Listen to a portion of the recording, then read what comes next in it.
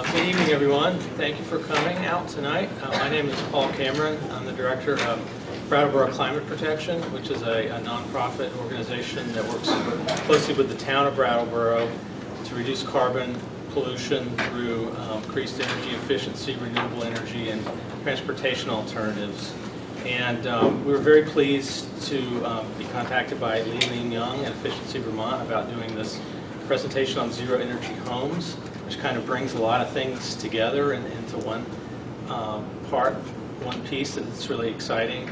And I've also teamed up with Guy Payne from Sustainable Energy Outreach Network to put on this presentation tonight. I also want to thank our other sponsors, the Marlborough College Graduate School and the Wyndham Regional Commission. We have two representatives from the Vermont State Employees Credit Union here tonight, Lori Fielder and Lisa DiBernardo, and they'd be happy to talk with you about financing options for home energy projects. Thank you all for coming. And I want to especially thank Ling for coming down from Burlington, long trip to speak to us tonight. I really appreciate it. And a special thanks to Guy Payne for providing the refreshments. So now I'll turn it over to Ling. So my name is Ling Young. So I'm a senior energy consultant with Efficiency Vermont. And this year I'm undertaking this pilot. So it's not a fully fledged program with Efficiency Vermont. We don't have all the resources or the limitations that Efficiency Vermont projects have. So at the end of all this, I'm not going to be able to hand you a glossy flyer, but if you participate in the program, it also means that we'll have a lot more flexibility in terms of how we provide services to you. So I really want to thank Paul and Guy for bringing me down here. We are relying on our partnerships with energy groups throughout the state to make these things happen. So I'm really glad that I was invited down. Thanks a lot. And you're very welcome for my trip down here. I'm just so pleased to be here. So this is the third presentation I've done for our pilot, and it's a very long presentation, and I cover a lot of ground. And so there will be parts of this when I sort of fly through it, because I'm trying to figure out which parts of it I can sort of cut out, because it just goes really long. And I've also discovered that people like to know ahead of time what I'm going to be talking about, so that if they have a burning question, they'll know whether or not I'm going to get to it. So I'll just start out by talking about what is a zero energy home. And then we'll move into some ideas about how an investment in your home energy is balanced between conservation and energy generation. So energy generation would be on the renewable energy side. We'll take a little bit of a closer look at what might happen in a home with a big energy upgrade like this. We'll talk about what the costs, where the costs come from. I won't be able to tell you how much it's going to cost in your home, because I don't know your home. We'll talk about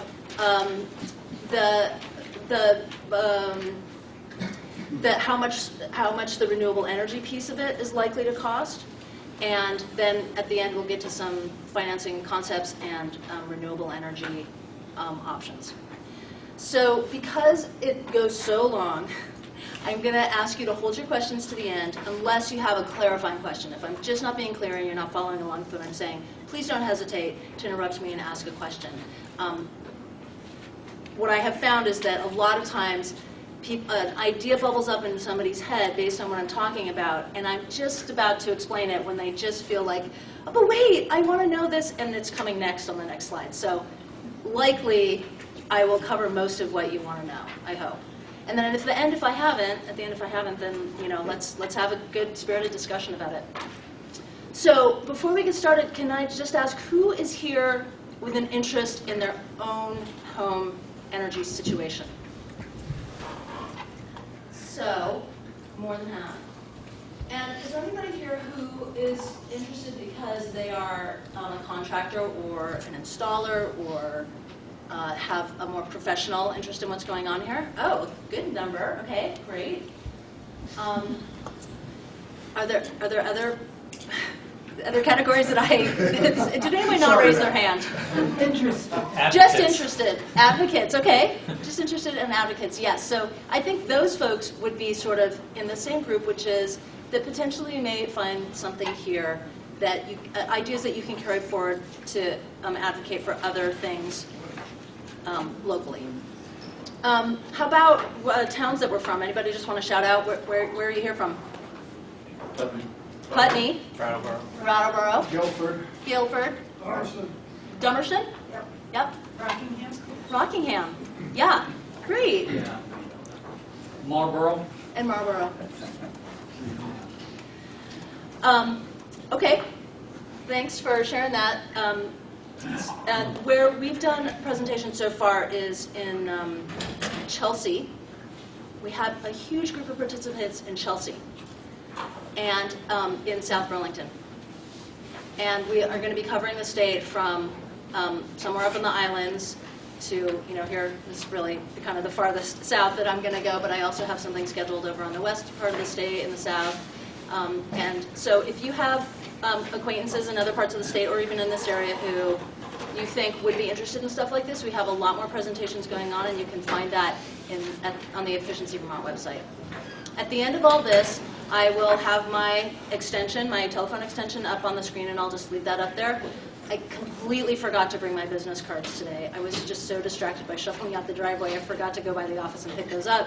But call Efficiency Vermont, and then my extension will be up here, and you can just jot it down. Okay, ready to get started? There we go. Anybody know what that is? Scale. Yeah, what kind of scale? Well, it's Fairbanks. It's a Fairbanks scale. So I'm just going to spend the first part here talking about a zero energy home and what a zero energy home is. It's a balance between the energy used in a home and the energy generated for that home. A zero energy home, you could think of it as a building that uses no energy, but there really aren't homes like that, because a home that doesn't use any energy is a tent.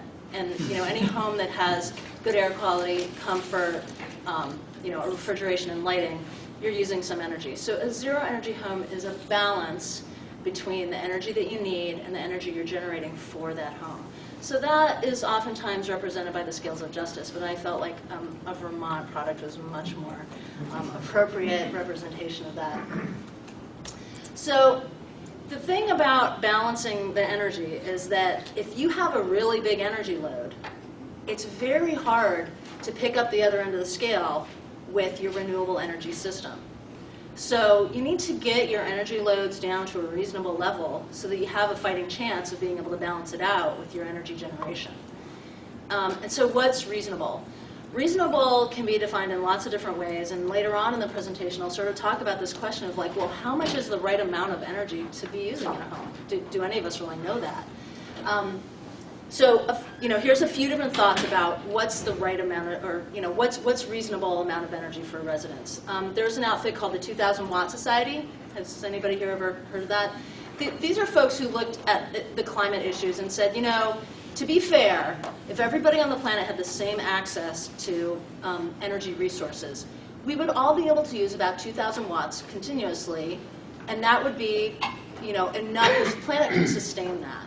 And there's a lot to think about there in terms of what's fair in different climates and stuff like that. But if you take that 2,000 watts and you boil it down to energy annually, it comes out to about 17,000 kilowatt hours a year.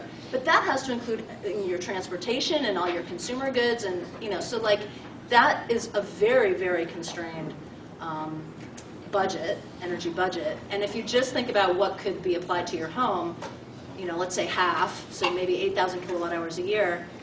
Currently in Vermont, the average annual electric bill is 7,000 kilowatt hours a year. That's only on the electric side. That doesn't include heat. So you can start to see that once you ask yourself, well, what's a reasonable amount of energy for a home to need or use, that you pretty quickly get to the point where none of us are really meeting that, right? Because if we're using 7,000 just for electricity and then you add in the heat, we've totally blown that 8,000 kilowatt hour per year budget out of the water. So that's one concept. Maybe it's not something we can really adopt in this climate, or that we could achieve economically. But There are other ways to think of this.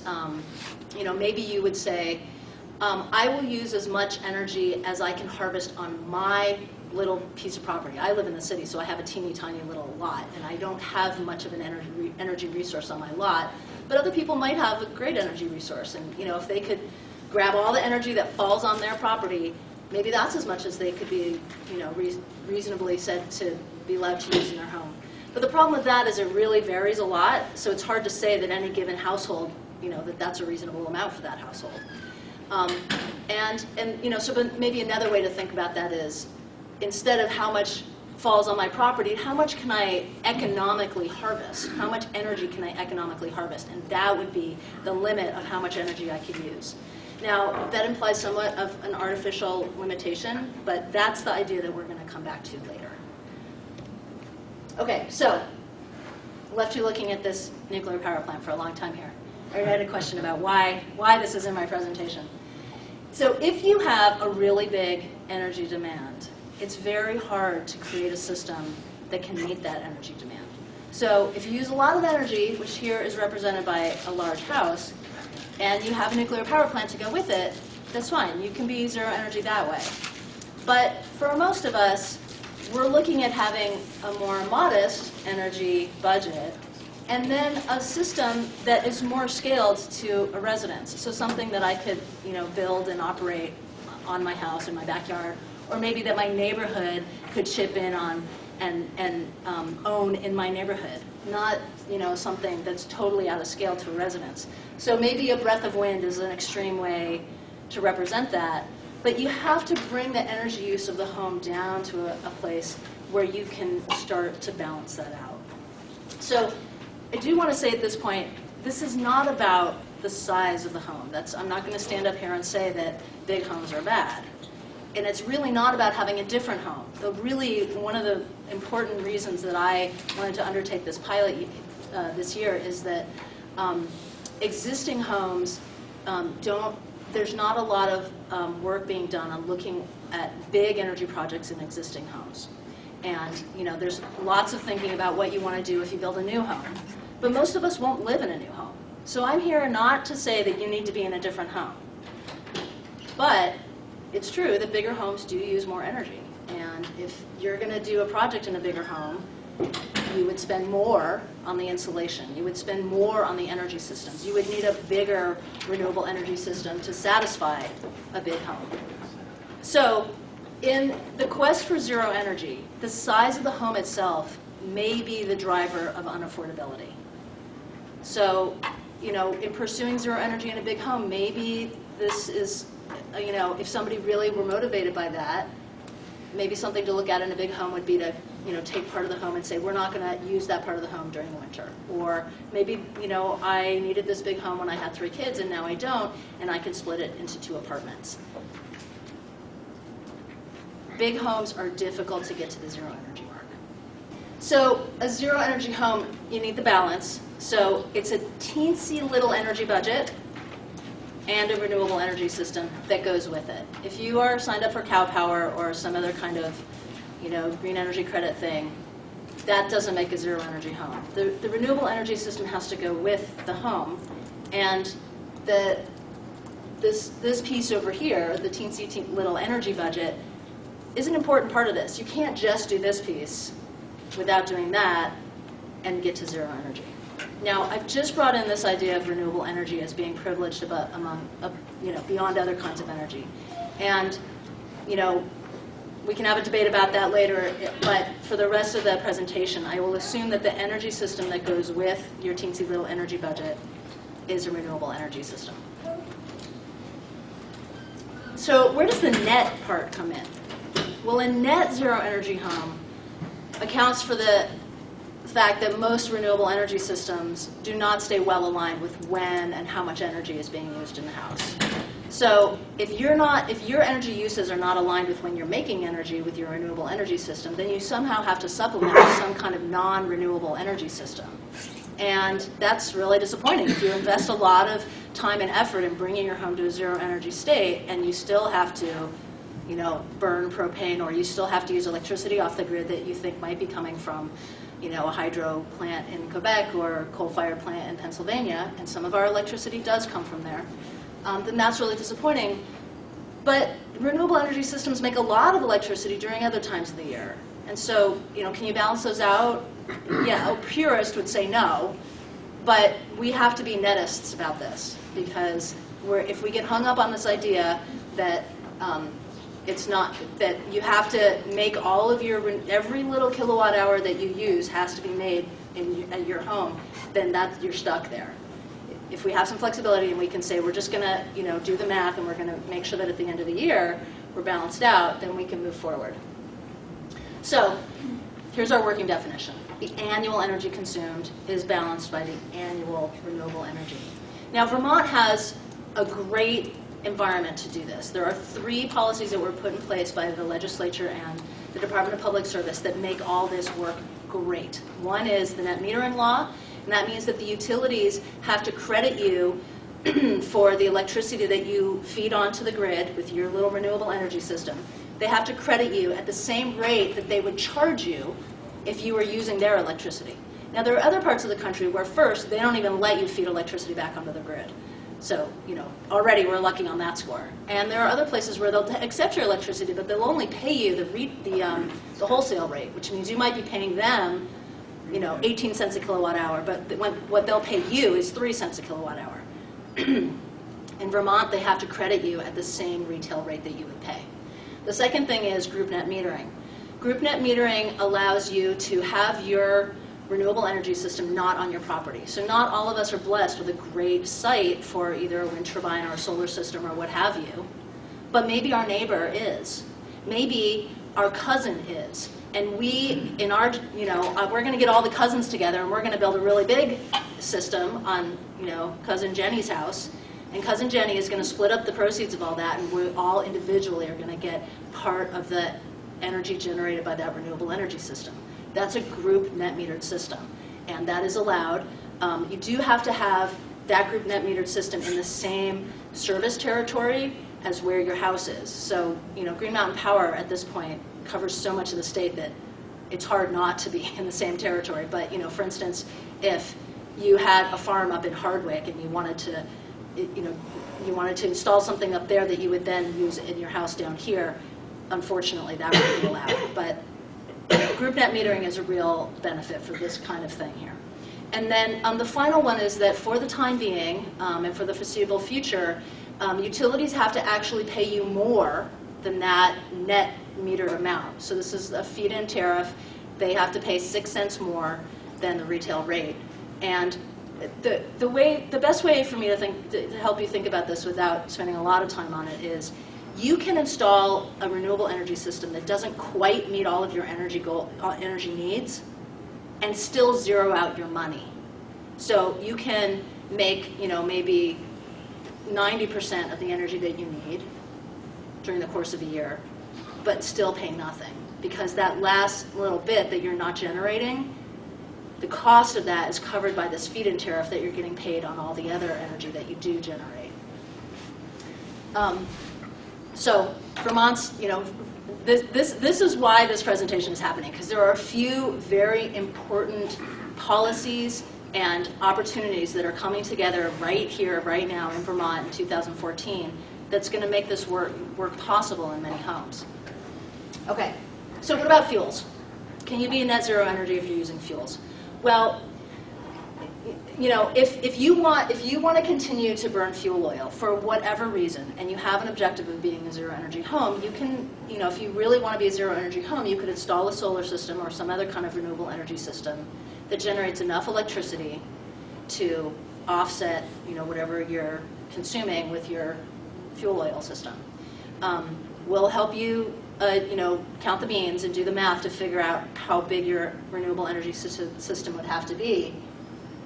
Probably it would have to be so big to offset, other kinds of fuel use that you would just be better off, figuring out how to not need that additional fuel use and just having a smaller renewable energy system. But sometimes using fuels is like a transitional thing. Maybe it's going to take you 5 years to get to a zero energy place, and you need to continue using fuel during that time. the engineering that we bring to the table will sort of help you understand how to get to that ultimate goal. And if this is how you're going to get there, then I think that's fine. You have to personally decide for yourself, where the fuel use fits in with you. Now, lots of people think of wood burning as being so neutral on so many levels, zero something, that it is perfectly compatible with a zero energy home. I don't personally believe that. I feel like a zero energy home is one that really doesn't, you're not combusting anything. But everybody gets to decide for themselves how they get to zero. And for some people, they just like burning wood, and they just want to continue to do that. That's fine. So I'm going to tell you a little story about hiking. This is not a true story, and there's going to be another story in this presentation that's not a true story, and I hope that you'll bear with me. So I don't really hike. I walk uphill sometimes. But this is, when I do hike, walking uphill, this is what happens. It's a big deal just to get on the mountain, right? I have to find my shoes that I haven't used for 18 months. I have to find my water bottle. I have to get somebody to come with me. I have to get in my car and drive to the trailhead. But I get there, and it's great. It smells so nice, and the light coming through the trees, and walk along, and there's all these little things to see, and then there's a little vista. Oh, isn't that beautiful? And then, after a while, the novelty wears off. But I get to the top, and there's a great sense of accomplishment that, now there's a really great view, 360 degrees, and it's great. It really feels good to have gone to the top. And then later on, I stumble back down the hill, but that's not part of this story. So summiting the Zero Energy Challenge is like that. There's a lot of work involved, and a lot of times there's a lot of really, not very satisfying stuff that needs to happen even before you get to the point where you're really digging into the energy piece of your home. But once you get on that path, you may find that some accomplishments are really great and satisfying. You get a little vista of, on your zero energy trek where you say, wow, we have moved all of our hot water use over to renewable energy. Or you say, this year we're using half the energy that we used last year. We're still burning fuel oil, or we're still, doing something that means we're not quite to zero energy, but we're getting there, and we can, it's so satisfying to have achieved this little piece. So that's why I sort of brought the wood, image back here. The wood burning can be on your path to zero energy. Getting to the summit isn't really the point of my pilot this year. The point of my pilot is defining what your path could be. We get to say where everybody's headed. We're headed towards zero energy. We do the analysis and the energy modeling to figure out what you would need to get there. And then you get to decide what your path is going to be.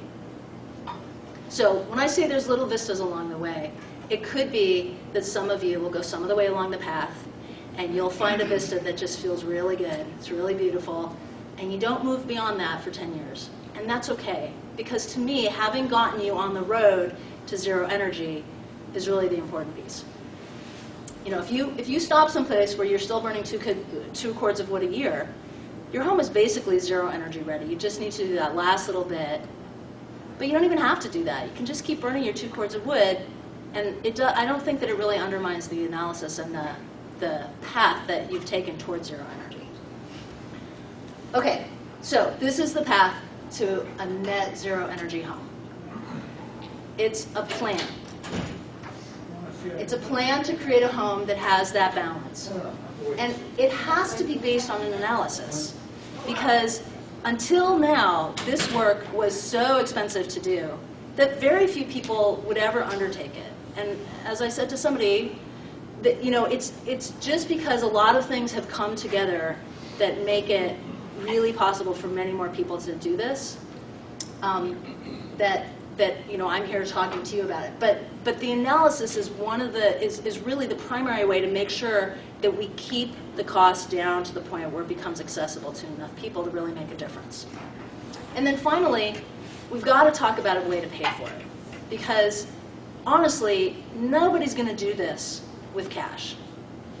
There has to be some kind of financing mechanism. And we need to know what that is, because otherwise it's just a thought exercise. And I didn't drive down here just for a thought exercise. I need people to think about this carefully in terms of their own home and decide if this is right for you. So, you know, some 1, 2, or 3 of you may say yes, and then I'll be back down here and I'll be working with you. That's what I want. So we got to talk about the money, because it's just like a Disney show if you only do this part. This is what makes it like a real story. Okay, so it's a lot of trouble, right? It's a lot of trouble to do the analysis, a lot of trouble to deal with the disruption in your home. You have to figure out what your path is. Why? So we're all here, so I assume you have your reasons why. I'm going to talk about a few of the reasons that I think it's important, and I'm only going to spend a little bit of time on each one because you guys are already here, and I don't need to convince you. So Vermont has a comprehensive energy plan, and that's it, 90% renewable by 2050. These are some of the items from the Thermal Energy Task Force, which is like a subset. It's the group that was responsible for putting together a short-term plan to support this ultimate goal. So this doesn't cover like the whole time period, 40 years of you know, this comprehensive energy plan, but here are some of the objectives that are a part of the Thermal Energy Task Force. And doing a zero energy home is like right in line with what the state thinks that we should be doing as long-term planning for our energy use. You know, one, you're reducing the amount of energy that you use, both on the fossil fuel side and on the electricity side.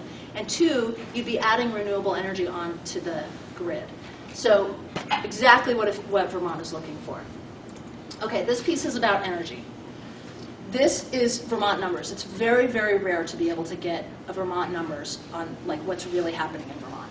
But this is Vermont's total energy picture, and each of these represents different sectors where the energy is being used. So this part is transportation, this is commercial and industrial, and this piece over here is residential. And the residential piece of the pie is 31%. It's big.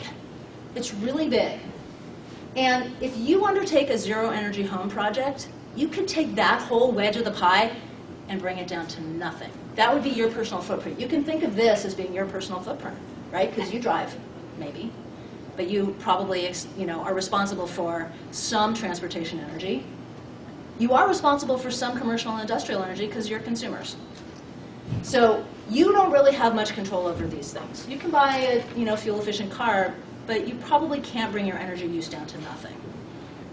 You can, you know, buy local whatevers, you know, local carrots, but you can't make the farm that you buy them from be a zero energy farm.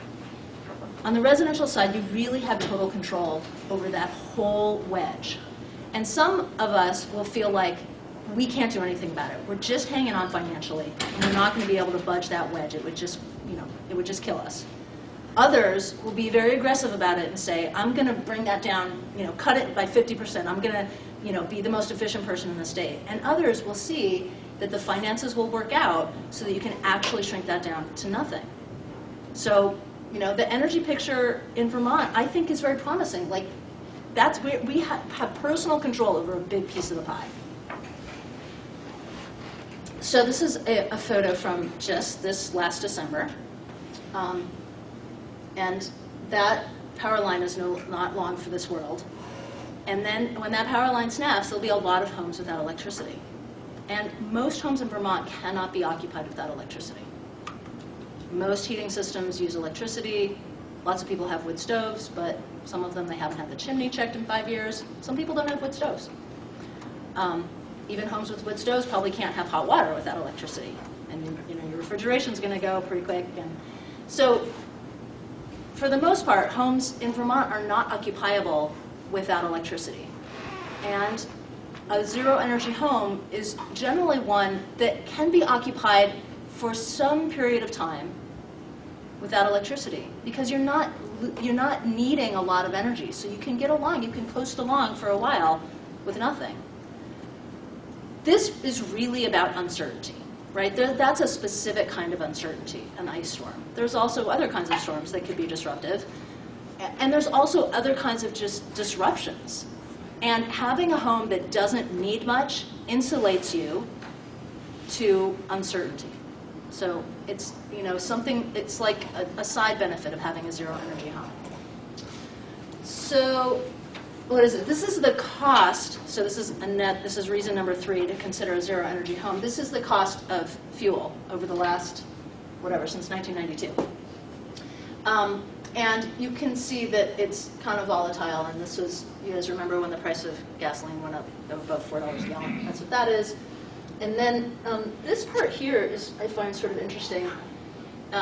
Whenever the economy slows down, our energy use slows down, and that brings the cost of energy down. So I just think that's sort of an interesting correlation between economic growth and energy consumption.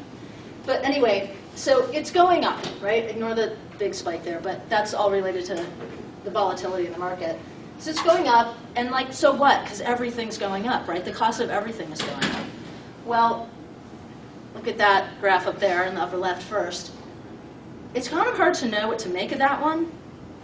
If you had to draw a trend line, I would say it's like around 10%. But I asked my 13-year-old son, because he's studying this stuff in math, I said, where's the trend line? And he said, that's called there's no correlation. So, okay, so, but for the sake of the story here, I'm going to say that the trend line is somewhere around 10%. That is the inflation rate of fuel. It's not the cost of fuel, it's the rate of inflation, around 10%. This is inflation of our money. And that period is only represented by right here. So you can sort of ignore all that, although if you look at that, you can see that the banking policies in this country have really had a beneficial effect. But anyway, so if you just look at this part right here, the trend line is, I don't know, definitely something south of 5%, right? So this is the value of our money changing over time. And that is our energy costs changing over time. And that is way outstripping this. So yeah, go back. Yeah, the price of fuel is going up, and everything's going up. But the price of fuel is going up a lot faster than everything else. Zero energy homes are the most healthy home you will have ever lived in. When you have a zero energy home, there's not enough spare energy around to deal with things like pollutants in the home.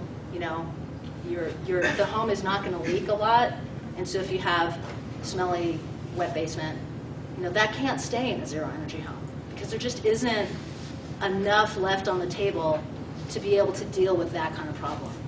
You're running pretty close to the margin of the zero energy home, and as a result, work that goes into zero energy home always takes care of these things first. You have to take care of these things, otherwise you use less energy, but you're back in living in a tent, right? It's uncomfortable, it's smelly, it's unhealthy. So these things are always part of a zero energy home project. Healthy air, good durability, taking care of mold and pollutants. It's just part of the project. It's what you get, it's like this great side benefit of saving a lot of money. So you could put your money in your home and it would be like on a par with all these other things that you could do with your money. And then finally, there's the climate reason. And lots of us are motivated by climate to do something. And in fact, making your home a zero energy home is a highly effective personal act that you can take to do your piece for climate stability. But there's really more going on there than just you potentially doing something to benefit the climate. There are also changes in the climate that will affect your home. And none of us, even collectively, are going to be able to swing that ship around. The climate is changing. And when it changes, you want your home to be able to handle it. The primary way that having a zero energy home is going to be a good match for future climate realities is that you will have taken care of the durability issues in your home. What I understand about the projections for Vermont under like the 50-year outlook is that it will become much, much wetter, like a lot of heavy rainstorms throughout the year, maybe a lot of ice storms too.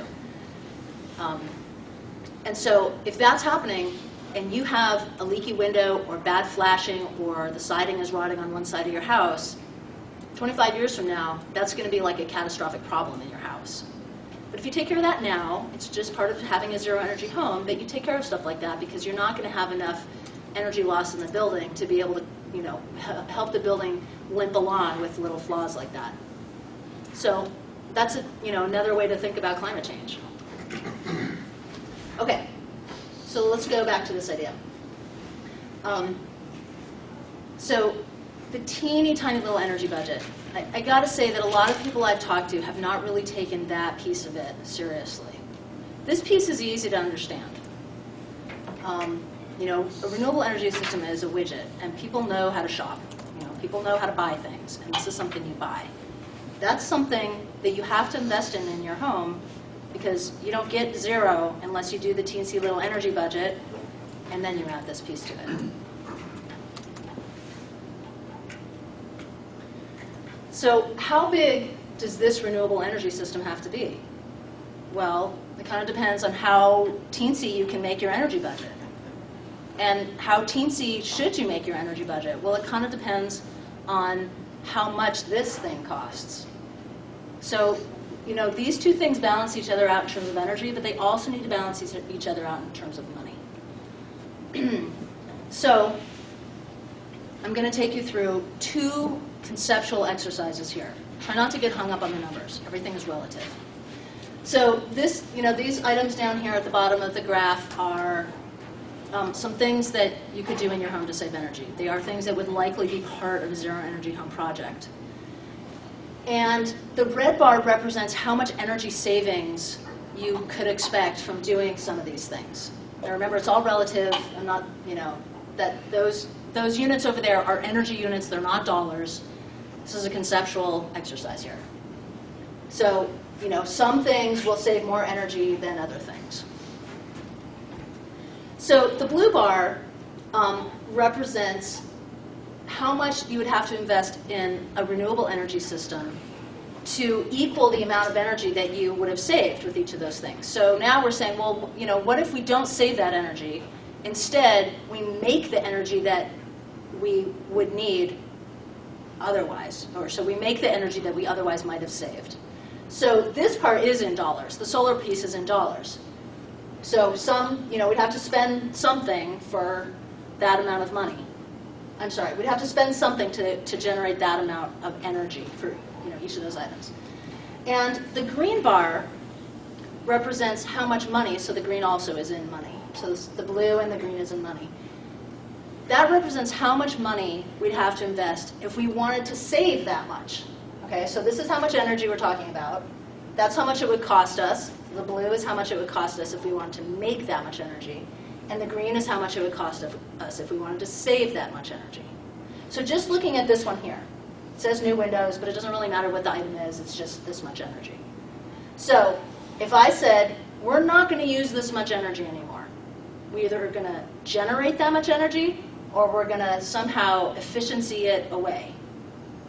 Which would you rather do? Right? You'd rather spend that much money to deal with that much energy. Now, some of the other items on here, like this one, we'd rather do the efficiency part because it costs more to do the solar part. Now, this is all highly simplified because each of these items will have some combination of we're going to conserve some energy there, and then whatever's left over, we're going to generate the energy. That's zero energy, right? We've got to do both. We've got to do conservation and energy generation. And so, you know, each of these items here and more that become part of a zero energy home effort, they have some combination of saving and generating. And, of course, the size of this red bar, you know, you could say, well, okay, if it costs me that much to conserve this much energy, how much would it cost me if I conserved that much energy? And sometimes the size of this bar here comes down to like 10% by just backing off of this a teeny bit. That's kind of the nature of work, energy conservation work that happens in your home. We can try really hard and knock ourselves out and save a lot of, and spend a lot of money doing that, but sometimes that's trying too hard. We'll get to that later. Okay, so this is the same idea. I'm just going to talk about it in a different way here. In your home, let's say the black bar represents all the energy that you use in your home. In each of these things, these are different scenarios. And they each represent somehow taking care of all that energy through some combination of conservation and energy generation. So the conservation is the bluish part over there, and this is energy generation. So it's always got to equal the black bar, because otherwise we're not zero. You know? So we have to offset it entirely somehow through some combination of conserving energy and making energy. So here's scenario number one, where we like save a little bit, and then we have to do a lot of energy generation. We have to have a really big renewable energy system to get us to the zero point.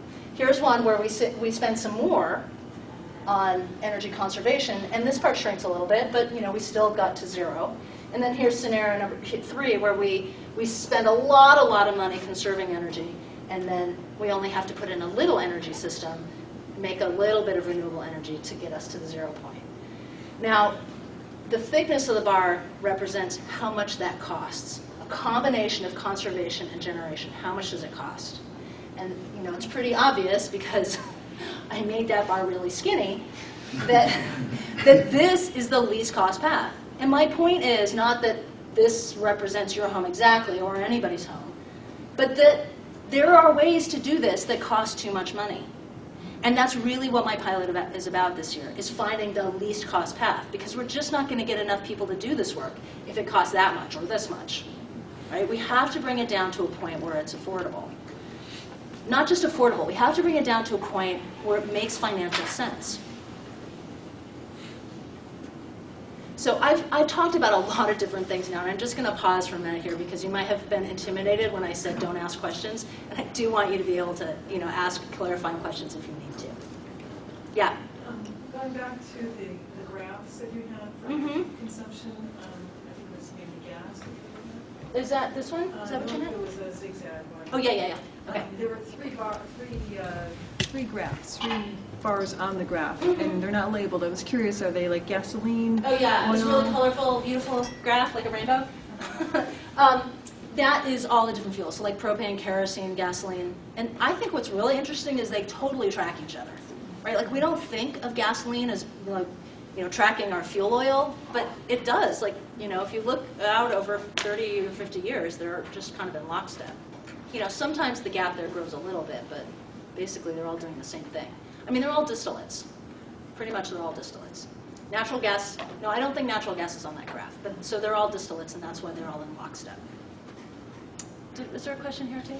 Isn't the utility purchase of renewables in flux in the legislature with a ceiling?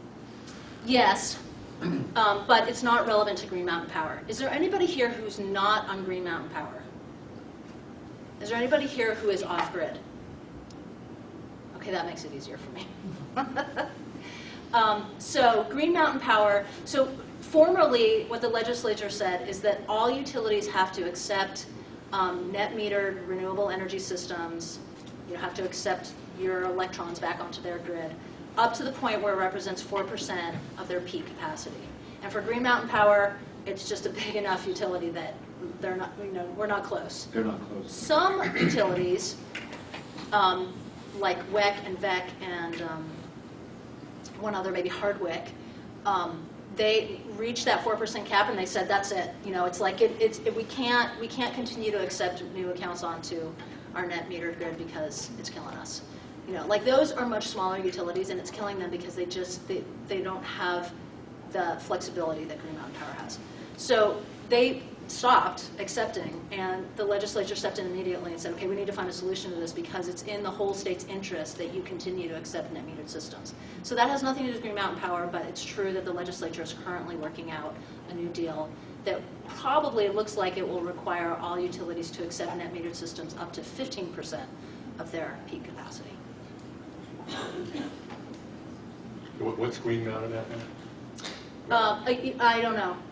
They have Green Mountain Power because it includes all the big cities. It has summer peaking, which is all related to air conditioning. So, the winter peak is almost nothing. You can hardly even see it in how much energy is used. But the summer peak is really big. You get a place like Williston and all those big box stores and the air conditioning associated with those. And so you know, maybe over the course of a year, those stores don't use a crazy amount of energy, but in terms of the peak electric demand for Green Mountain Power's territory, it's so high that all these little renewable energy systems that are being added onto the grid, they just don't even make a blend. I'm going to spend this time talking about the energy conservation, so the teensy tiny energy budget piece of it. That's this next piece, is that energy conservation in the home, so achieving that little tiny energy budget. So that, in the past, has been called a deep energy retrofit, and here's what a deep energy retrofit is. It's a very, very aggressive effort to conserve energy in a home. Now, some of you may be familiar with the Home Performance with Energy Star system, which is a Efficiency Vermont service that we support. And typically, a Home Performance with Energy Star project is just kind of scraping the surface of what, you know, how much energy a home uses. So it's very typical to save sort of 10 or 15% of a home's energy use by doing a Home Performance with Energy Star service. So that's not what we're talking about here. We're talking about an effort to really drive energy use down. So like how low? Well, it really depends. In the past, a deep energy retrofit was often defined as something on the order of 70% energy savings.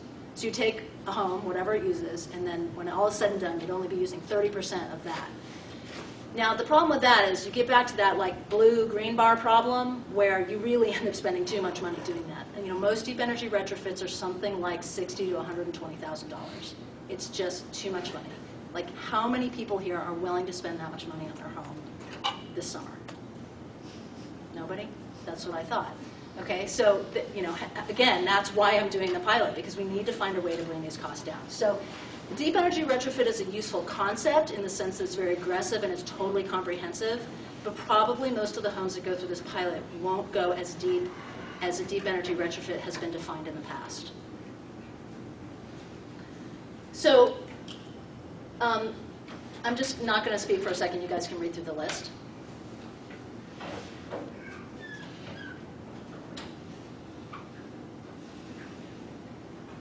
This is pretty much everything in a house. You know, maybe there was something that I didn't talk about there, but if you really want to make a low energy home, there isn't much room to say, you know, I'm not going to touch that. Like, you know, I have old leaded glass windows, and I'm just not going to do anything about that because they're really cool.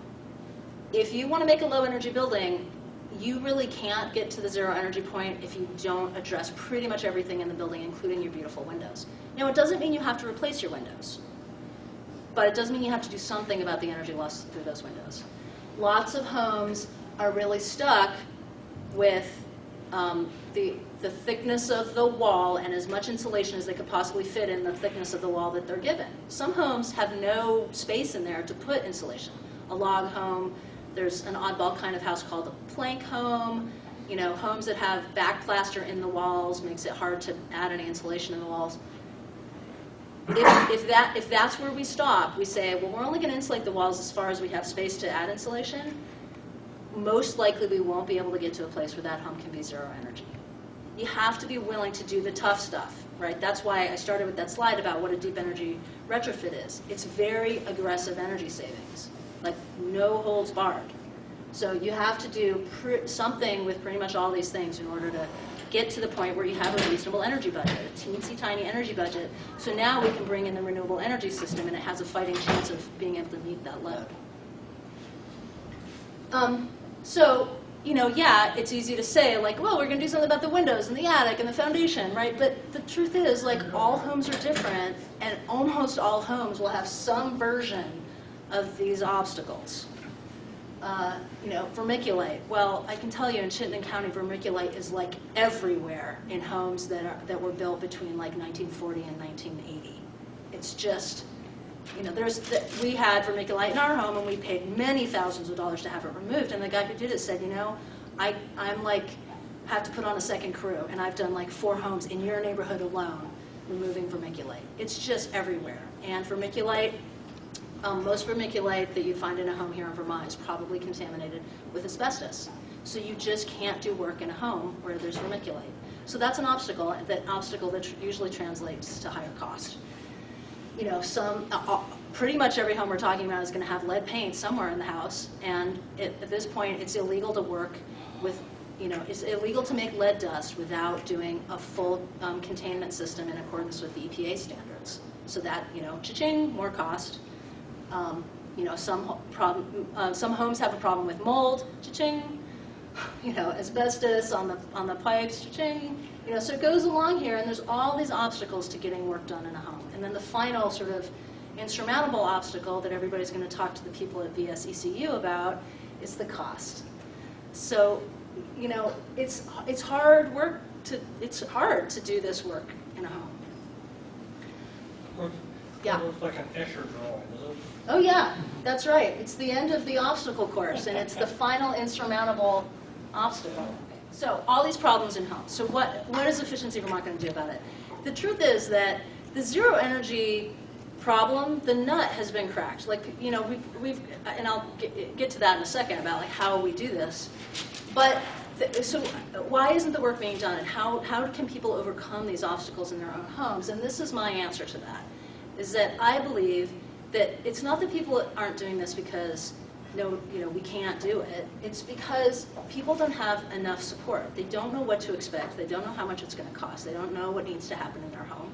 And the contractors on the other side, they really need some design support. They need some help with the building science aspect of it. Because as I talked about, when you make changes to a home on this scale, you really have to keep an eye on things like building durability, air quality, things like that. And the innovations piece and the collaboration, I really think that there are cost savings to be had by getting enough of these homes underway so that the contractors can start talking to each other and figuring out less expensive ways to do this work. So this is the slide that shows you what our pilot program is about. This is what I'm going to spend my year doing, is supporting homeowners and contractors. Now you've got our support. Can you actually do it? Can you afford to do this work? So this is the thought exercise number 2 that we're going to take you through here. Early on, I put this question out there. How much is the right amount of energy to spend in your home? And it's hard to know. My answer to that is, if you're spending more than you can, then it's too much. Now that doesn't tell you how much you're going to ultimately be spending. I don't even know how much you spend now in your home to operate your home. But if you could do it for less, then you're already spending too much. So if you don't do anything about your energy use, you're just wasting money, year in and year out. Now, can you afford to stop losing money? That's the support that you're going to get from Efficiency Vermont this year. That's what we're about, is finding out the least cost way to do this, or take care of this, stop losing money.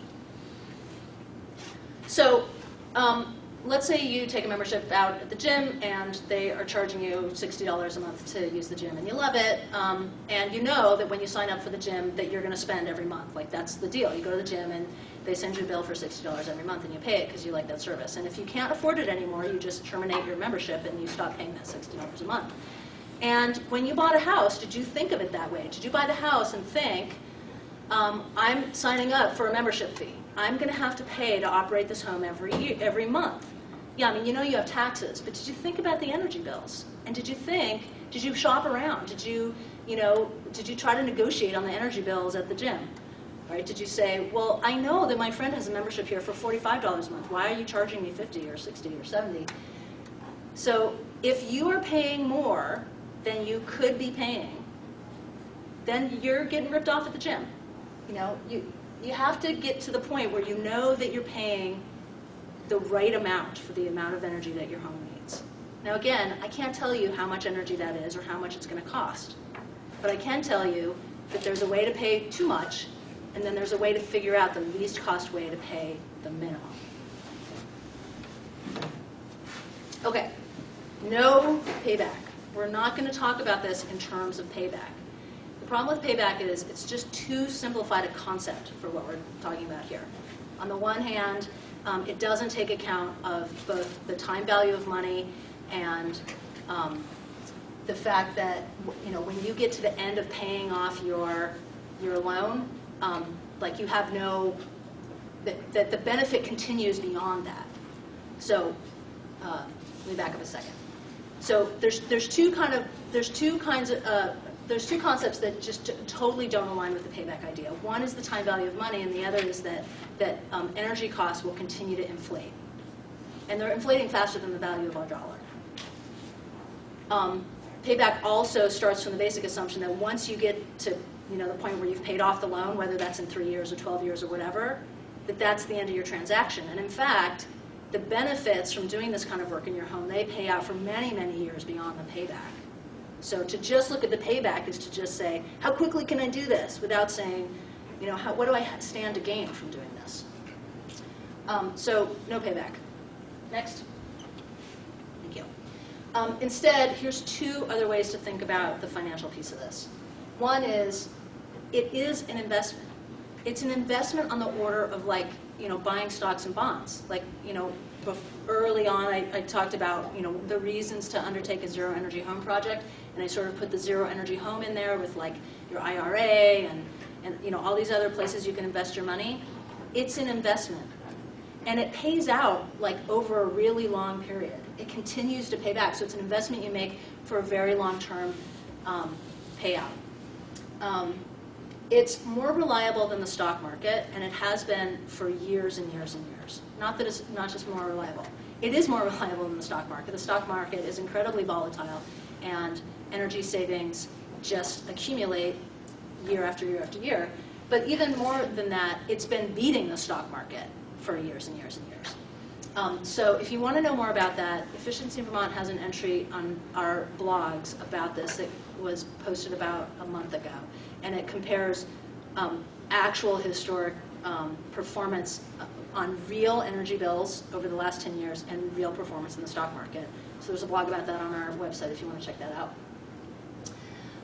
And this cash flow piece is really the important piece that I'll be working up with homeowners on, and why it's so important to partner with folks like at the Vermont State Employees Credit Union for a good term on an energy loan, because the cash flow is what actually impacts you month in, month out.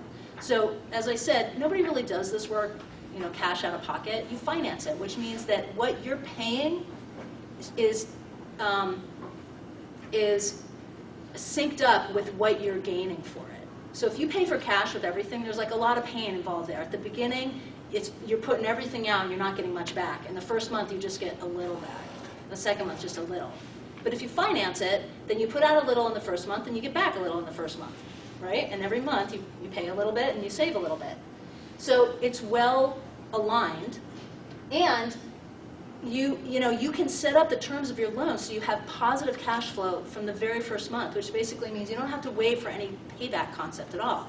The first month, it can cost you less to operate your home. Next. Thanks. Okay, so when you do this work, it's not all about the energy. It's generally a very large project, and there's a lot of stuff that goes along with that. So the significant aesthetic upgrade is that typically homes are improved from the outside to do this work. So generally, a home that has some kind of funky looking siding will end up with some really great looking siding when all is said and done. Sometimes the work is done on other parts of the building, but you're going to have a new part of that building when you're done. So probably there's a pretty big aesthetic upgrade involved. The durability piece, this work always involves paying the closest attention to water management and to threats to the building structure. Nobody wants to invest $80,000 in their home only to discover that 10 years later there were problems that need to be corrected to the tune of another $10,000. So the durability is always part of this work. It's an underlying piece of the building science that informs how this work is done. The air quality piece, the homes that are really low energy homes always need a system to ensure good air quality. So probably, if you've never lived in a home with a good ventilation system, again, it will be the most comfortable home you've ever lived in. The regular maintenance piece, when you do this kind of work and you have to install the solar system on your roof, you end up with a new roof, especially if it's 20 years old, or if it's only 5 years old, maybe you don't replace the roof. But any regular maintenance stuff having to do with whatever part of the building it is that you're improving, that just gets rolled into the project. You get greatly improved comfort. You have to design for that. We always design for improved comfort because there's no point in making all this work on a home only to be just as comfortable as an old farmhouse. And then oftentimes there's more usable space because you improve the basement or the attic or something, or you turned the mudroom into an actual room. So this is, just some made-up project that I'm putting up here for the purposes of just explaining how all of these non-energy benefits come around. So in this particular project I'm considering, there's going to be insulation added to the exterior walls, and then with that we get new siding. There's our aesthetic upgrade. We insulate the foundation, and we take care of the water intrusion that has been happening for the last 23 years. Now the basement is less wet, and you can store things down there, and you can actually use the basement. Maybe you have an exercise space down there now. You insulate the roof, and now up to your walk-up attic, you can actually use that space for whatever, your craft room or your man cave.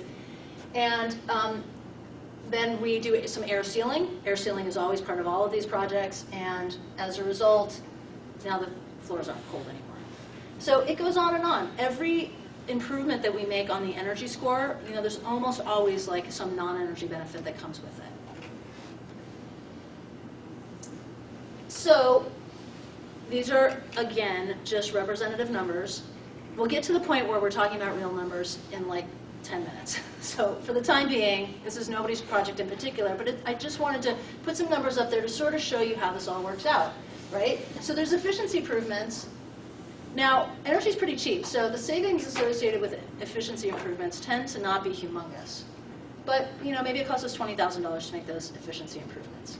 We also needed to put a renewable energy system in with the house, otherwise we couldn't get to zero energy, so some more savings there, and then the cost that goes with that. The non-energy improvements that I said always come along with it, you can't separate them. You can't put new insulation on the outside of the walls and then not have new siding. It just comes with it. So things that you can reasonably say, well, that would have been a maintenance cost. I would have had to replace the roof eventually anyway. The siding was ready to be replaced anyway. Let's say the $20,000 of the total project cost we're going to chalk up to maintenance improvements, and then $10,000, like that was taking the mudroom and turning it into an extension of the kitchen. So all of these things come together in a package. The problem is that we don't have a way to monetize this piece of it. We're going to talk about, can you afford it? Well, okay, I can show you what the benefits are, and I can show you how much that's going to cost, but I don't have a way to do that on this side. I don't know how to monetize the benefits of this. So, when we're talking about balancing out the money here, it's easy for me to talk about that side, and I will, and I'll help you, figure out the least cost way to do all this. But you have to spend this money too.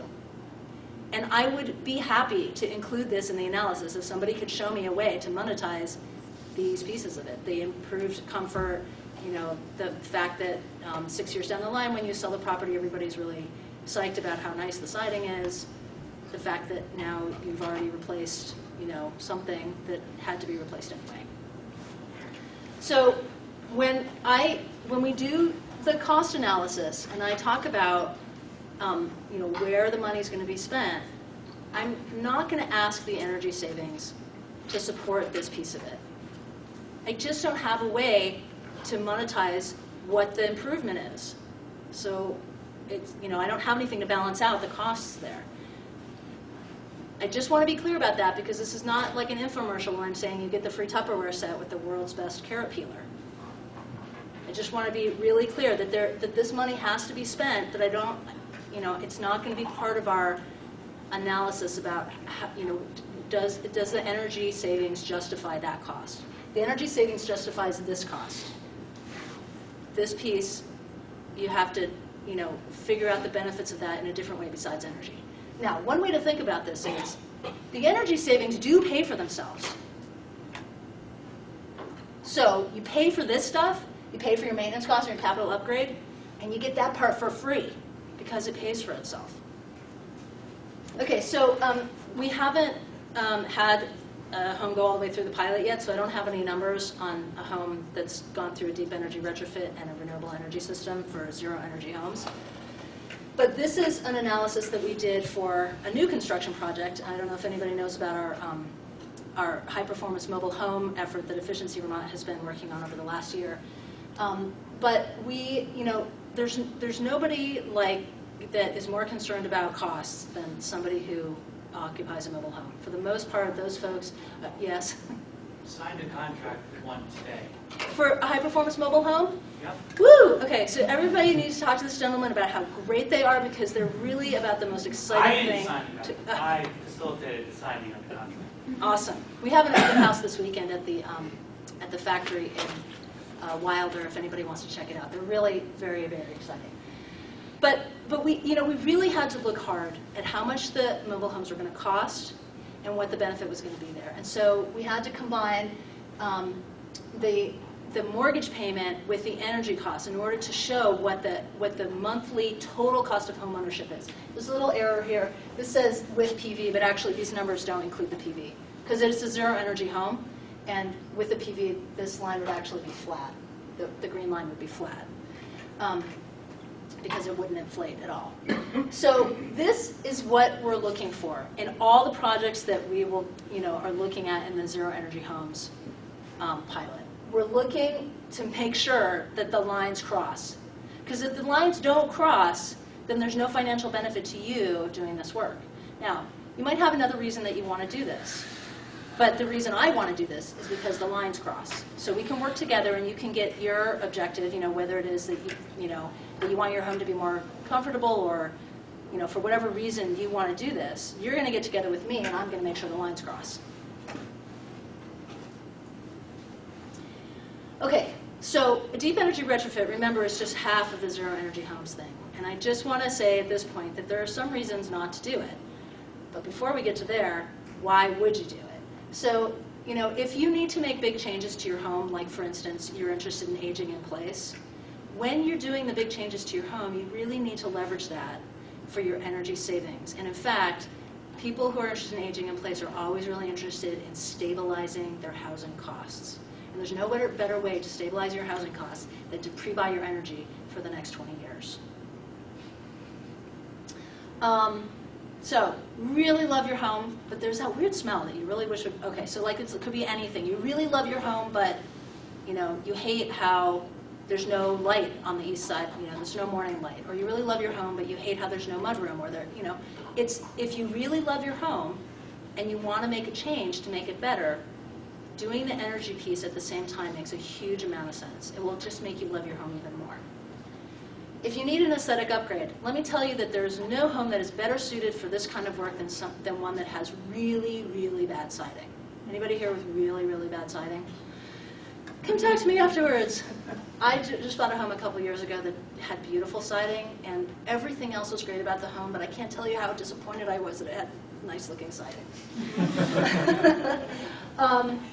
Okay, so if you're ready for capital maintenance, if the siding is ready to be replaced, or the roof is ready to be replaced, or the foundation needs to be, something, if you're ready for that, let's leverage that cost outlay to bring in all those other non-energy benefits, the improved comfort, the better air quality, and to stabilize your energy costs. If you have asthma in your family, you really need to do something about the pollutants and the air quality and fresh air in your home. And again, there's no better way to do that than to totally take control of the whole, air and energy situation in the home. If you have a growing family, you need to add a bedroom, leverage that situation and really, make your home sort of this energy superstar at the same time you add a bedroom for your second or third child. If you're buying a home, you're already, getting in bed with the banks, right? If you already are taking out a loan, structure your loan for positive cash flow on the energy improvements. Noisy road. You live on a noisy road, you love your house, really love the location, the road is noisy, do this work, it will really, really cut down on noise inside the house. So a deep energy retrofit might not be for you if you think that Efficiency Vermont's going to swoop in and pay for everything, or that somehow this $40,000 project is going to pay for itself with all the energy savings.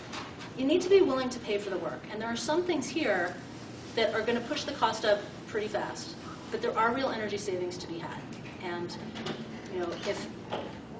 if you don't do anything about the energy savings, you're wasting money month in, month out. So I hope that some of you will think about this and say, yeah, I'm willing to spend that money for all the benefits that come with it. If you don't like the location of your home, there's absolutely nothing this work is going to do to improve the location of your home. You probably will end up shopping for a new home within the next 5 years if you don't like the location. So maybe, sinking this kind of investment into the home right now is not the right thing for you. If the house is too big for itself, it's too big for you, I'm sorry, if the home is too big for you, you really need to sort of grapple with that first. Big homes just are expensive to operate and expensive to improve. This work has a financial benefit to it, but as I said, there's a piece of it that the energy costs are not going to compensate for. So it's not exactly going to pay for itself. And you really need a larger reason to do this, right? Given that it's not going to pay for itself entirely, if you come to it because you want to be zero energy, because you want to be able to pass this home on to your kids and you want it to be affordable for them to occupy it, or because you look at that 31% of that pie and you think, in my personal value system, if I could bring that down to zero, that I feel like that's the best thing I can do for my community. Or if you feel like having the most comfortable home you've ever lived in is your highest priority, that's some non-financial and non-energy reason. And if you have that reason for doing it, it will get you over, this hump.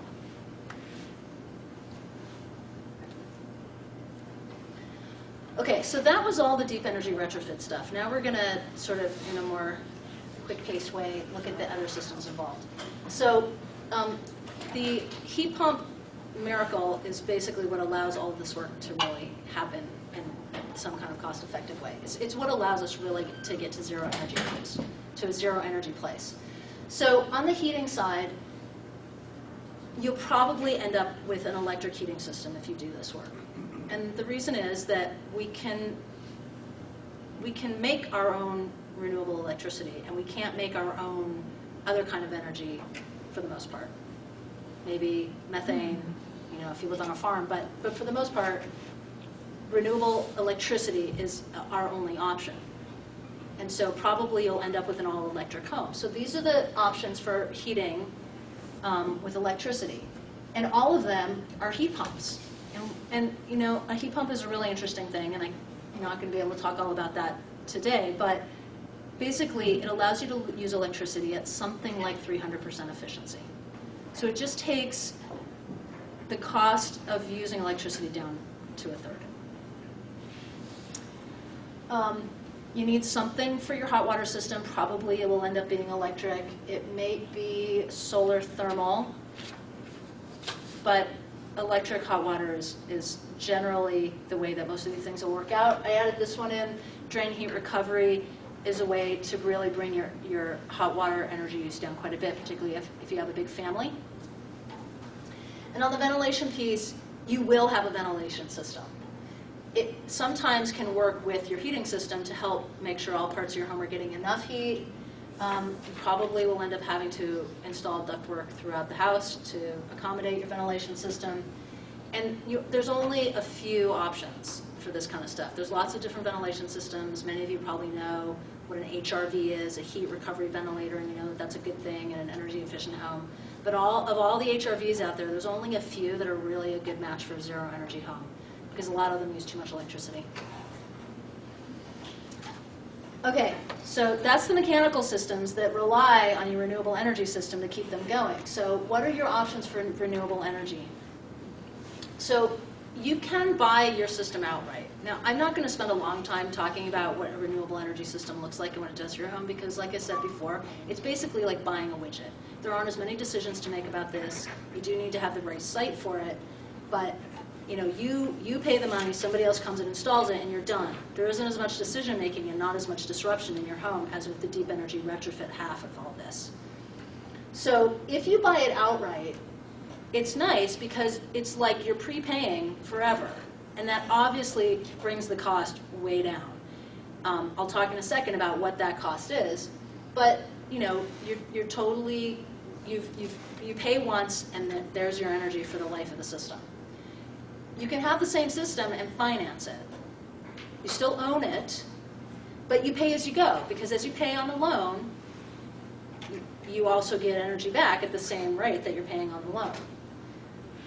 And again, it's a kind of a form of pre-buying because you've fixed the price of your energy. You've fixed it because your loan payment doesn't change. You've fixed the cost of energy for the life of the loan.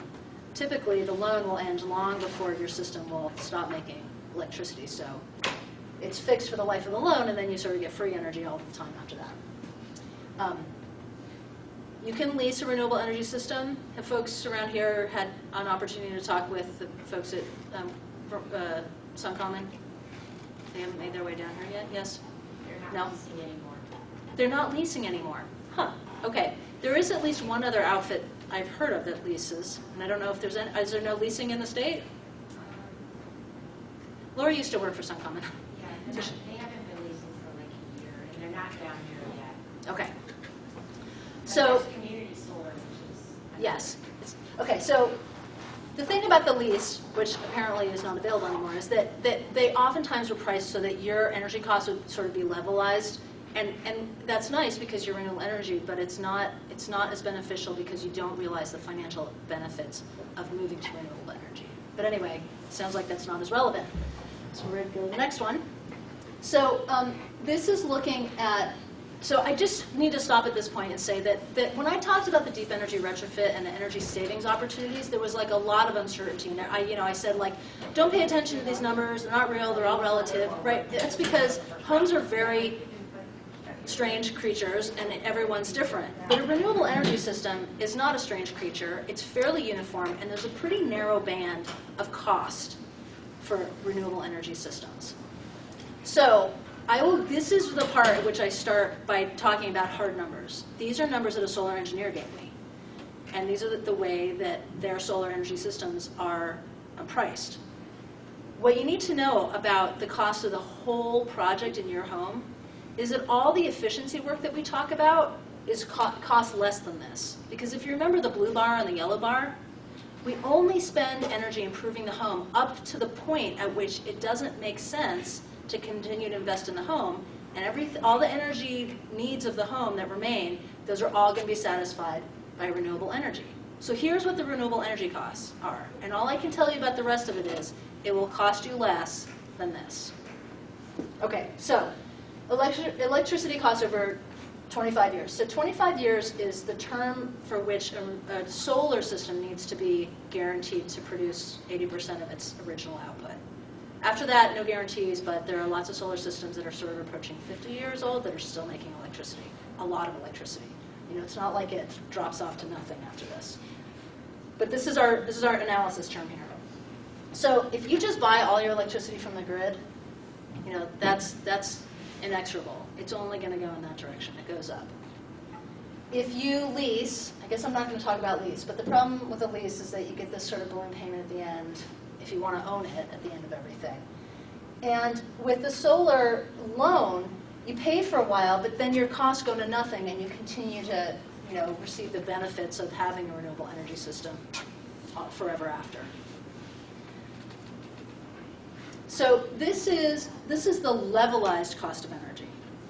And the levelized cost of energy is saying, well, if you just add up everything that we're going to spend for our energy, you know, over the life of the loan or the life of the, you know, lease, which I guess there's no leases anymore, or, you know, the life of our home, if staying on grid energy, and then you divide it by the amount of energy that you're receiving over that time period, that's the levelized cost of energy. So this is the cost per kilowatt hour under these different scenarios. Yeah, Lori. Real Good Solar does have, it is some kind of lease option, Yeah. but that's one people can look into. Okay, so there's still one outfit, Real Good Solar, that is doing energy lease or renewable energy leasing. So your cost per kilowatt hour will inflate if you stay buying energy from the grid. If you lease, so all these lines are flat because it's the levelized cost of energy. It's not the cost of energy over time. It's just if you divide your total cost by your total energy output from your system. So this is relatively high for a lease, but the lines cross early on, and you've locked in your cost pretty low relative to grid power. But if you're going to own your own system, either paying by cash or financing it, it's a much better deal than leasing. And so both of these are around 10 cents a kilowatt hour, and since you're on Green Mountain Power, I will just talk about Green Mountain Power. It's 14 cents a kilowatt hour now at Green Mountain Power. And we assume that energy will inflate between 5 and 7%, forever. It might get even worse than that if carbon taxes come on board, or our price of different fuels get crazy because of supply problems. But this will continue to go up. This stays flat. You pre-buy and you lock it in at this cost. One more about this. So this is the total cost over 25 years, adding everything together. Not levelized, not talking about the cost of the system. This is how much you're going to, the total costs. The lease payments, high, but a lot less than if you buy from the grid. The loan payments are actually only a little bit higher than buying in cash, and that's because the terms are great. And you don't take a loan out for 30 years, you take it out for 10 years, something like that. So the difference here is pretty small. If you go like this, it's nice because you've pre-bought everything, but the interest, the interest on these kinds of loans is tax deductible. So just do this. You don't want to tie up your cash, your liquidity doing that thing. Okay. So the reason that it's a flat line is because the utility is buying back the energy you produce at a higher rate along with inflation? Can you go back to one more? Are you talking about this one? The lines are flat? No, that's because this is the levelized cost of energy. That's like I've taken, over the course of 25 years, everything I'm paying for that energy and everything, all the energy that I get out of the system, I'm just dividing. And I'm saying, how much is it per kilowatt hour that I've generated? So I'm just looking at the total cost over the whole system life. So I'm at an hour and a half now, and I think I'm going to just say 2 words about each one of these. PV's really cheap now, and part of that is because in Vermont, it's just really cheap. I heard the story about a supplier who was talking to some installers here in Vermont, and she said, you guys are priced less than anybody else in the country, and you're going to drive some of yourselves out of business trying to sell solar this low. Nobody else is selling it as cheap as you are. So 1, that's great for you guys. 2, it's not going to last. Next. So wind is, the great competitor to PV, but in reality, most people that go for zero energy home are going to end up with solar. Most people who do any kind of renewable systems, it will be solar. The thing about wind is, having a windy location isn't enough. You need to have a certain kind of wind, and you need to get really, really, really high off the ground. So doing a year's worth of wind metering is essential before you invest in this kind of system. But you get the same deal with this kind of system on the net metering and on the interest being tax deductible as you get on the solar system. And then one more. Solar hot water is a technology that's just been taken over by PV. It's really hard to design the system correctly because you make a huge amount in the summer when you don't really need it, and in the wintertime, if you want to get anything out of it, you have to oversize your system too much, and then it becomes very expensive. The other thing is it has a lot of moving parts and pumps, and so the maintenance costs associated with these systems tends to be high. You can make hot water from your PV system or your wind, other kinds of renewable electricity more cost effectively than with solar hot water. There's a place for solar hot water, but by and large, it's been taken over by PV. Okay, community solar. So not everybody has a great solar site, not everybody has a great wind site, but you can still get access to renewable energy for your home, your family, and your utility bill by participating in some kind of community solar. And I've sort of defined them in 3 different ways. And I wanted to talk about them in this way because it's not all about buying into somebody else's system. Some of you will have the opportunity, will have the best site to be able to provide community solar to your neighbors in your town and actually do it at a profit to yourself. So as I go through these, think about whether, you might feel like, I'm not going to take that deep energy retrofit stuff on for my home. I only plan on living there for 10 years. Or, I live in a brick home and I just don't see how this is going to work for me, or for whatever reason. But you still might end up installing a big solar system, and you could be the source of a renewable energy, community energy system for your town. So an investor-developed community energy system is one where some huge entity with a lot of money will build a very large system, and then they'll say to you guys, do you want a piece of this? If you pay me $26 a month, we will take some little 0.5% of everything that we're generating, and we'll divert it to your electric bill. And remember, that's possible with group net metering. It's kind of like buying a service. Generally, they price it so that it's not cheaper than the grid energy, but the service you're buying is that you're converting all of your energy use to renewable energy. You're still getting your electricity off the grid. You don't have the solar system in your own backyard, but in a net way, all the energy you use is renewable energy. So with investor-developed systems, typically all the profit goes to the investor. It's just the way it is. They're not really going to peel much of it off and allow you guys to have lower energy bills as a part of it. An owner-developed system is like me and my 4 neighbors all get together and put $10,000 in, and then we approach, somebody with like a nice barn or something, and we say, we want to build a solar system on your barn, or we want to put up a wind turbine on your field. And we've already put the money forward, so we own it, and we're just getting together because none of us individually have the right site for a renewable energy system. The drawback of doing that is that the value of the real estate where you put your system, it has a real value, and there's tax implications for putting a renewable energy system wherever you put it, and so you end up paying some of the benefit that would come to you for pre-buying your electricity. You end up paying some of that just for the real estate.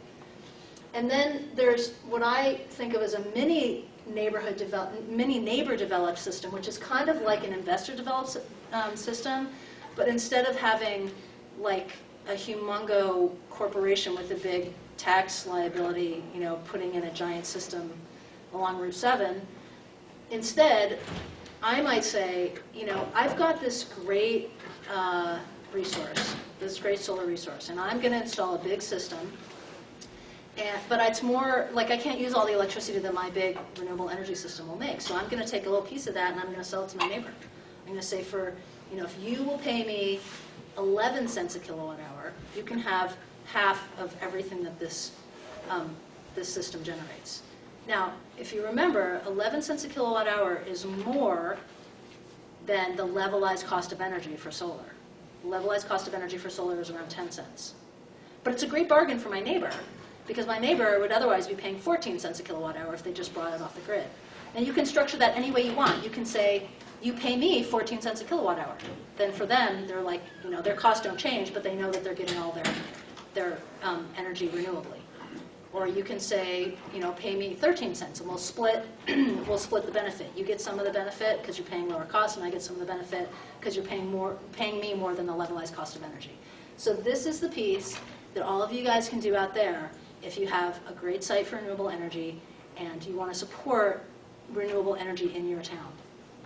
Okay, so how do you pay for all this stuff? Well, there really are energy savings. I mean, I spent a lot of time talking about how the energy savings aren't going to cover everything, but there are energy savings to be had. So on a cash flow basis, the energy savings will pay for some of this. And the rest of it, you need to finance it. So the financing is nice because your energy savings will come to you month by month, and your payments against the improvements you've made will go out month by month. So it's kind of well matched that way. There's, yeah, so the interest is tax deductible. So both on the renewable energy system and on energy improvements that you make to your home, the interest on that is tax deductible. So there's some tax benefit there. So PACE, I should have asked this at the beginning. Are there any towns represented here where PACE has been passed? Yeah, a few. And I can't. Marlboro and Putney. Okay, so a few. So PACE is an assessment, not a loan. And an assessment means that the debt, if you can think of it as a debt, and it's really not a debt, it's an assessment, but I'm just going to talk about it as though it's a debt. It doesn't attach to a person. It stays with the property. And this is absolutely perfect if you already own your home outright. Because if you own your home outright, you don't have a loan, you don't have loan payments, and it might be very unappealing to you to take on debt if you don't have a debt associated with your home. But by going through PACE, you end up getting access to capital that you can plow into your home, and the assessment for that capital just sticks with the home itself. So if in 2 years you decide you need to move, that's fine because that assessment just stays with the home and it goes to the next homeowner. So you need to have already passed it in your town. And then Efficiency Vermont, this is the website down here, Efficiency Vermont has taken on all the complication about like doing the paperwork part of it. It ends up being easier, less like less bureaucracy than getting a second mortgage, and it basically ends up coming through us. But it's your town that's underwriting that debt. Next. Okay, so next steps. If you want to know more about this, if you think that this is something that you really want to pursue in your home, you want to know like what it would look like and what the cost would be, and how close to zero energy you can really get, then the next step is to meet with myself. Dave is the other technical lead on this project. We do an initial consultation with the family, with the homeowner. We really talk about what your goals are for the home. And then, we hook you up with some contractors, and you get some proposals for how much the work would be, what would be done in your home and how much it would cost. And then we review those proposals with you to make sure that they're in alignment with your goals in your home. And then we look at the cost implications and whether we're, where we might be spending too much money or where we want to divert some of the money to, invest more in either the deep energy retrofit side or the solar side. So there's some work to do here, not just in your own home, but in your town, right? So if you don't have PACE in your town, it might be a really good thing for your town. So for folks here from towns that don't have PACE, you can support that effort in your town. You can do community energy on like any piece of property, and if you do it like on a church, likely you won't have to pay for the real estate because they don't have tax liability. And my grandmother-in-law bought into a little solar system on her church, and it was so great. I mean, she felt so proud to have to be part of supporting an effort that brought renewable energy to this town, Dirty Line. It's like, couldn't be farther away from here. But, the point being that there are places that are just perfect for community energy. And so you can, help that happen in your town. And the last piece I want to talk about is that the electric transportation is, it's basically mature, but we need to have the charging infrastructure to make it realistic for people. And a place like Brattleboro is just a perfect place to have charging infrastructure, because then people from all around the town can use that infrastructure when they come to town to do errands or come to work or whatever. I think that's it. Yes, so I will leave this up for a while we talk. Dave Keefe, you didn't get a chance to meet him, but he's the other technical lead, as I said, and it may be that if we do a consultation with you, that you would meet with him instead of me. Are there any questions or comments? Yeah. Is the pilot only for retrofits or new homes? It's only for retrofits because we already have a pretty good program for new construction. If you're building new, there's no doubt this stuff actually does pay for itself. It's hugely cost effective to do it when you're building new. At the last presentation I did, an architect who built his own home about 4 years ago came up to me and said, he built a home that was probably close to $300,000, and he said, I did the math, and just the energy piece of my home, he actually built a zero energy home, so he's got a big solar system to go with his super insulated home. he did the math. He said it was only $20,000 additional for the energy piece of it beyond what he would have spent on his new home anyway. So if you can scale that any way you want. Let's say you're building a $150,000 home. It probably would be something like $8,000 or $10,000 to get to the point where your home is basically zero energy ready. So it's just hugely cost effective to do it at the time that you're building. Plus, you're already financing it, right? Who here is going to build a $150,000 thing from cash? So if you're financing it, then the positive cash flow happens right out of the gate. Yep. You mentioned only the external added insulation. When does it make sense in your mind to go on to build the extra insulation on the inside? Yeah, you remember my obstacle course? And the last obstacle before the insurmountable obstacle of the cost, the last obstacle was occupants. And I am thinking that this work has to be something that we learn to do in occupied homes. If you want it for your home, I really can't say the first thing when I walk through the door, you have to move out of your home for 3 months to let this work happen. So we need to find a way to let people stay in their homes while the work is happening, otherwise we just won't have enough takers. So building from the outside is partly about allowing people to continue to occupy the home.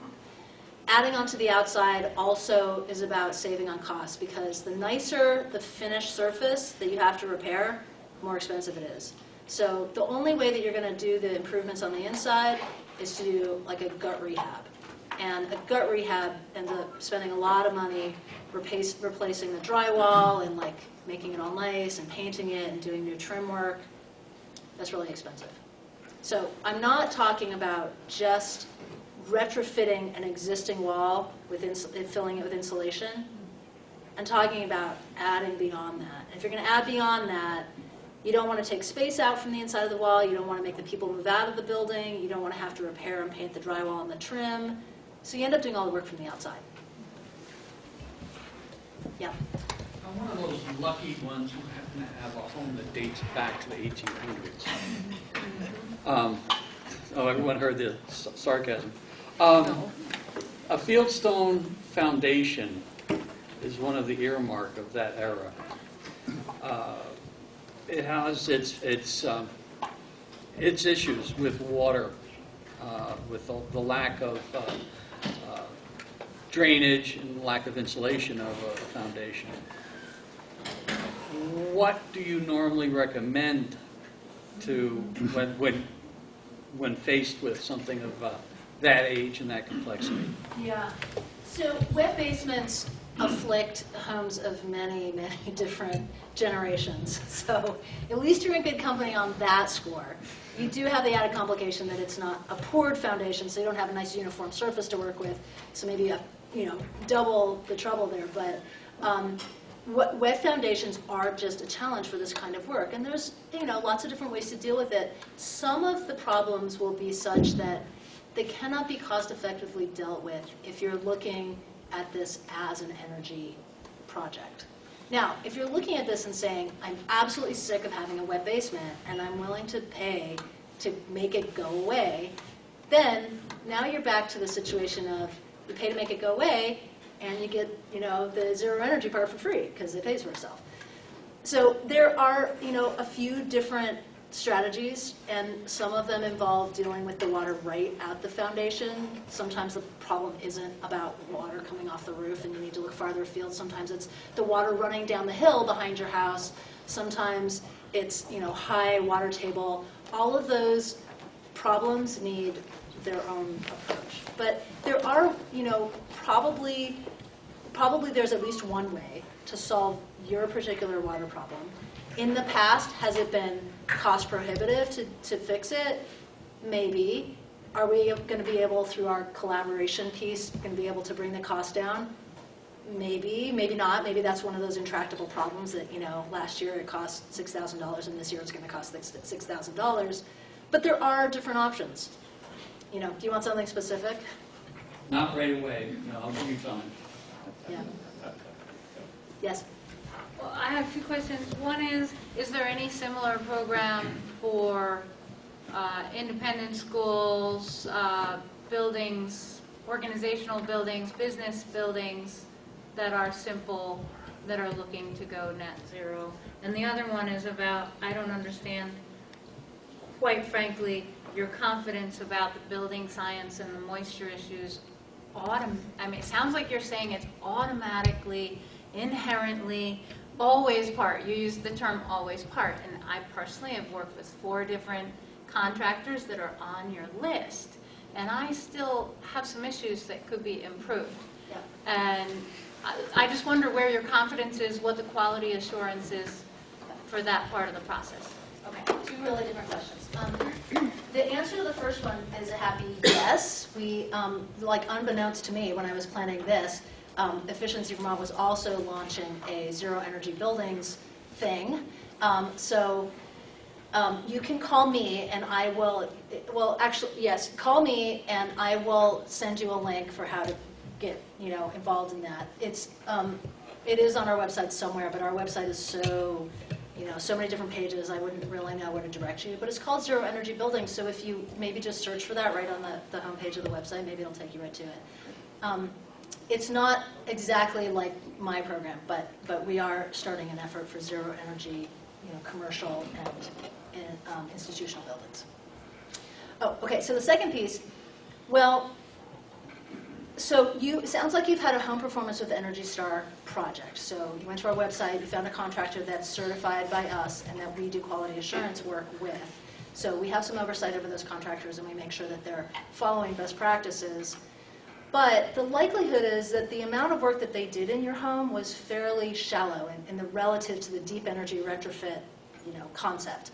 And for many of those projects, they wouldn't necessarily drive for aggressive enough, energy conservation work to feel like they needed to address those other issues. And in fact, this is not what happened in your home, but it's just kind of a corollary to the kind of attitude that goes into that type of work. The weatherization programs, which use federal money to do energy improvements in low-income homes, the weatherization programs for many, many years had a policy that they would only do as much energy efficiency work as could be done without triggering the need for a ventilation system. And that is like totally such a backward and disappointing way to approach this work. Rather than saying, let's go in here and do everything that's cost effective. We're just going to make this home as great as we can, given the resources that we have. Instead, they would say, we're going to tiptoe up to that line, and we're not going to do any improvements beyond this line, because after that, we would have to divert money to pay for a ventilation system. And they didn't feel like that was a good way for them to use their resources. But basically what they're saying is, you're going to have yucky air quality, and we're not going to do anything about it. It's not a priority to us. Now, that's not what happened with you, because you didn't get weatherization. But that's the kind of thing that sort of informs this work, is like, we're going to do a little bit. There's a lot of it that doesn't seem worth it to us, so we're just not going to touch that. It usually does not seem worth it to anybody to thicken out the walls and do more there. There's like a lot of headaches with that. The lead, all those obstacles, the lead paint, the fact that you have to probably replace the windows. There's all this disposal of the old siding. Now the cost of building new overhangs, because now your wall's this thick and the roof needs to drip out beyond that.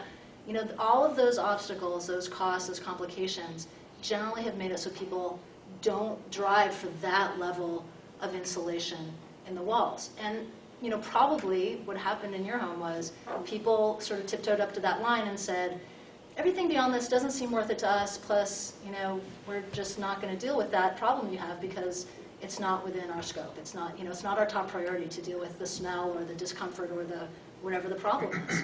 So the work that is part of this is so comprehensive, and it changes the home and the dynamic of the home so thoroughly that there's just some things you can't leave on the table. You cannot make a super insulated airtight home and have a wet foundation.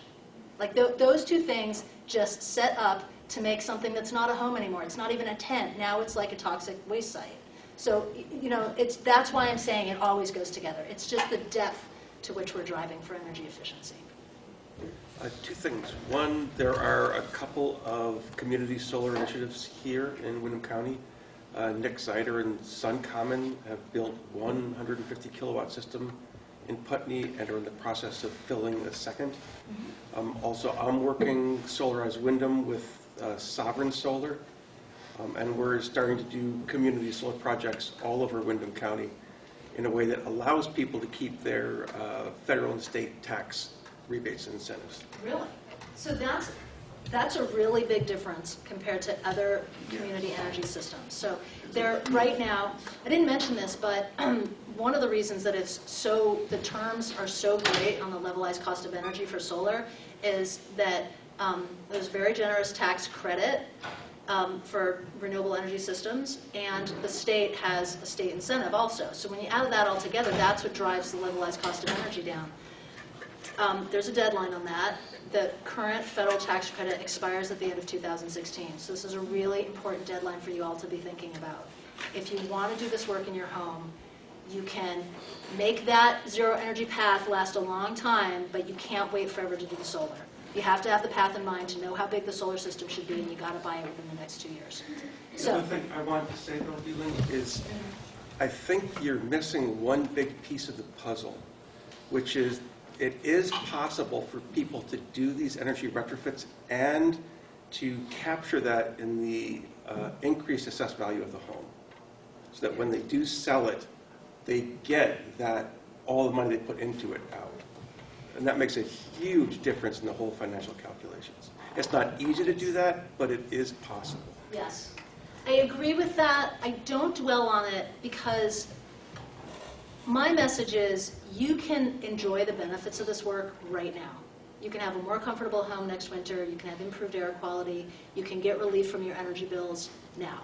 That thing about the future value of the home is somewhat market dependent, and it's for some people that's just not even like within their window. Now in Vermont, homes are owned on an average for only 7 years before they're turned over. Now that might seem amazing to you if you've lived in your home for 20 years, but just all across the state, on an average, homes turn over every 7 years. And if that's the case, it's very interesting to you that by making this investment of your home, that your home might be worth $20,000 or $30,000 or $40,000 more on the market 5 years from now when you plan on selling it. But the problem is that people tend to be very shy about making this kind of investment in their home if they think they might move in 5 years. So on the one hand, I totally agree and I think it's true.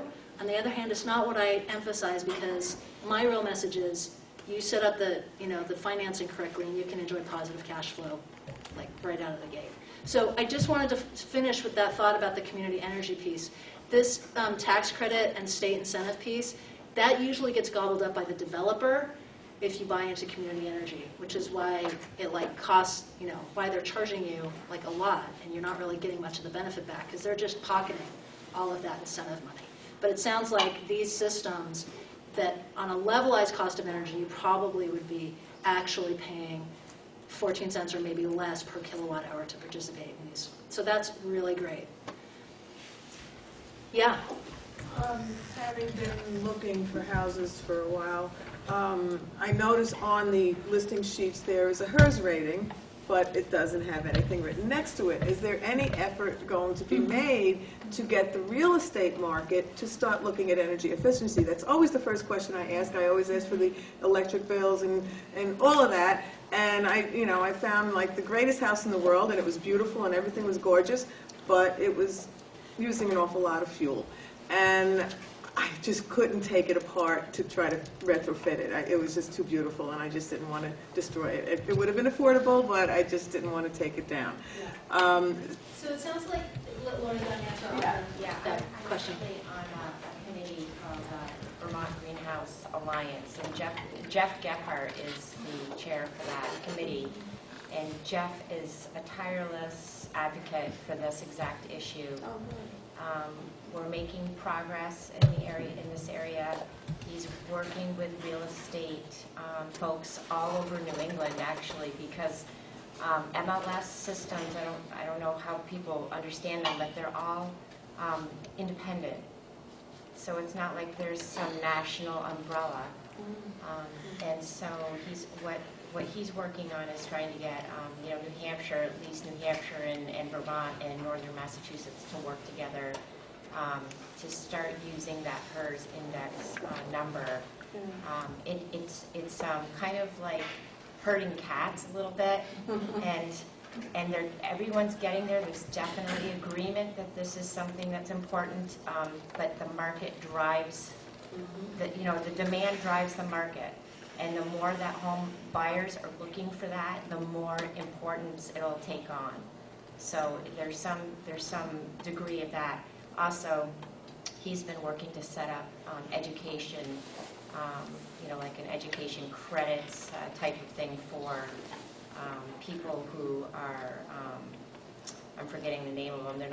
They assess, for banks and credit unions, appraisers. They appraise property, and there's all sorts of interesting rules about appraising property and how, you have to be qualified to appraise certain kinds of properties.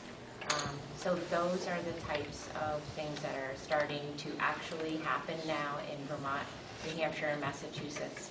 And it's just slow, but it's getting there. And the more people like you say, I want to see that filled in, the more we'll see people, in 5 years it'll change, Well, I'll just keep looking, I guess. And ask for it. Ask Yes, for it. Yeah. So this probably won't help you, but Act 89, which was passed June of last year, is part of that new legislation is that there needs to be an energy labeling system for buildings. And that, probably what that looks like and what kinds of buildings will need to be labeled and at what point in the life of the building they get labeled, that has yet to be determined. There's a working group at the state level that's sort of working out those details. So that might not happen for another year or 2 years, but you can see that there's a lot of different pieces to supporting energy efficient buildings, and Vermont has really been great about making a little progress and sort of getting to all these different aspects of it and sort of moving things to a place where, maybe 10 years from now, we really will have the best housing stock in the country in terms of energy efficiency. I would guess that we're doing pretty good on that score.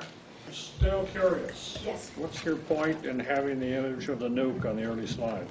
Well, if you have a really, really big energy load in your building and you don't do anything to bring the energy load down, then the energy systems that you need to bring in place to make yourself a zero energy home really have to be big. So I was exaggerating a little bit when I put the nuclear power plant up there. But, it's not, you just cannot balance out an energy load that is, too big. You have to do something to get that energy load down. Then you can bring a system in that's more reasonably sized to balance it out. So thanks a lot for the folks that are coming, and I'm happy to, entertain questions about your personal home and any further questions you have about the presentation. And if you want to get started with the consultation, come talk to me. Thank you, Ling.